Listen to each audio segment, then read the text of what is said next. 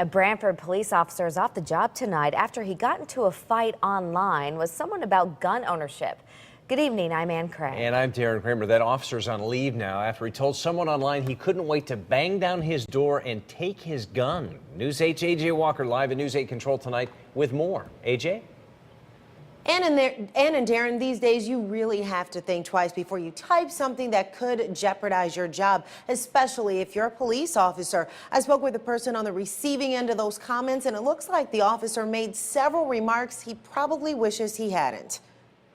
A heated Facebook discussion with a Branford police officer that John Sinqui says the cop took too far. I'll give my left to have the ability or have the opportunity to kick your door in and take your guns. That was one of the comments Sinqui says was over the line, but there's a whole thread of questionable remarks said to be posted by Officer Joe Peterson. I can only tell you that we had a complaint about a Facebook post that one of our officers made, and that we have started an internal investigation, and that investigation is underway right now. Sinqui says he and Peterson were Facebook friends, but they weren't friends outside of the internet. And after the comments made, it's not likely they will be.